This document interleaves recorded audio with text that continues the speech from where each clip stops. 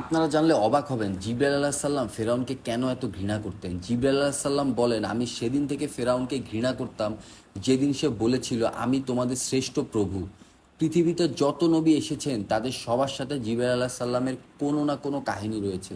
আপনারা কি জানেন জিবরাইল আলাইহিস সালাম এমন এক ফেরেশতা যার ৬০০টি ডানা রয়েছে।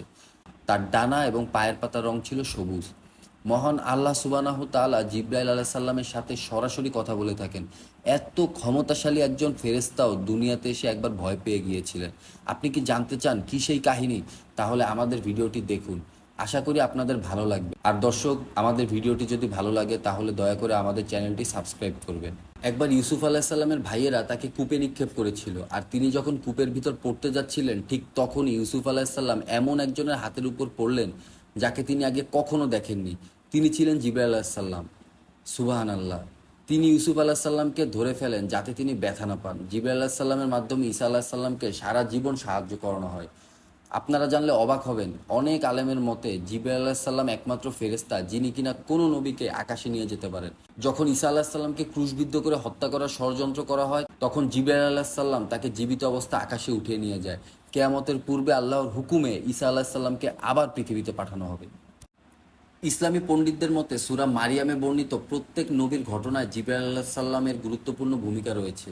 চিন্তা করে দেখুন, জাকারিয়া, মারিয়াম, ঈসা, ইব্রাহিম, মুসা, ইদ্রিস, ইসমাইল আলাইহিস সালাম, ওনাদের সবার জীবনে জিবরাইল আলাইহিস সালাম গুরুত্বপূর্ণ ভূমিকা পালন করে। আপনাদের কি জানা আছে জিবরাইল আলাইহিস সালাম এবং রাসূলুল্লাহ সাল্লাল্লাহু আলাইহি সাল্লামের প্রথম সাক্ষাৎকারটি কেমন ছিল? মালিক রহমাউল্লাহ বর্ণনা করেন, রাসূলুল্লাহ সাল্লাল্লাহু আলাইহি সাল্লাম ছেলেবেলায় তিনি অন্য বাচ্চাদের সাথে খেলছিলেন, দৌড়াদৌড়ি করছিলেন। হঠাৎ করে এক ব্যক্তির আবির্ভাব হয়। তিনি রাসূলুল্লাহ সাল্লাল্লাহু আলাইহি সাল্লামকে ধরে মাটিতে শুইয়ে দিলেন। এটা দেখে অন্য বাচ্চারা দৌড়ে তাদের পিতামাতার কাছে চলে গেল এবং বলতে লাগলো মুহাম্মদকে হত্যা করা হয়েছে। অন্য বাচ্চারা যখন দৌড়ে পালাতে লাগলো তখন রাসূলুল্লাহ সাল্লাল্লাহু আলাইহি সাল্লাম দেখছিলেন যে এই লোকটি তাকে কি করতে যাচ্ছে।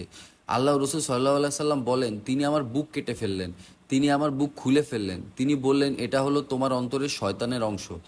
এরপর রসুল্লাহ সাল্লাল্লাহু আলাইহি সাল্লাম স্পষ্টরূপে জানতে চান যে কি ঘটছে তার সাথে। রসুল্লাহ সাল্লাল্লাহু আলাইহি সাল্লাম প্রতিবার পাহাড়ে গেলে জিবরাইল আলাইহিস সাল্লামের কণ্ঠ শুনতে পেতেন, ও মুহাম্মদ, আপনি আল্লাহর সত্য রাসূল। তিনি আরও বলতেন, আমি জিবরিল।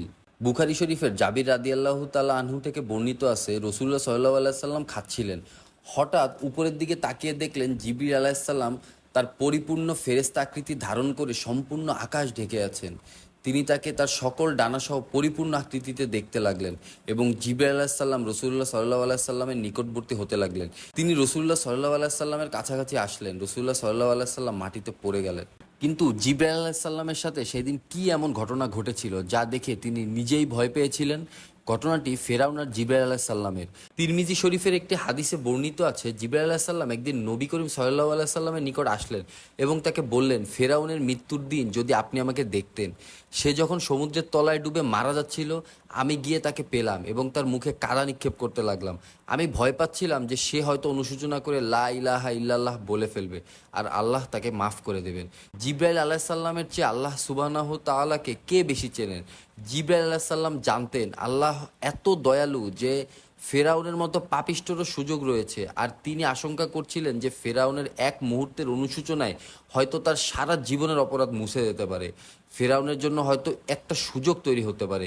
কিন্তু প্রশ্ন হচ্ছে, এখন জিবরাইল আলাইহিস সালাম কি ফেরাউনের ভাগ্য নষ্ট করে দিয়েছেন? উত্তর হলো না।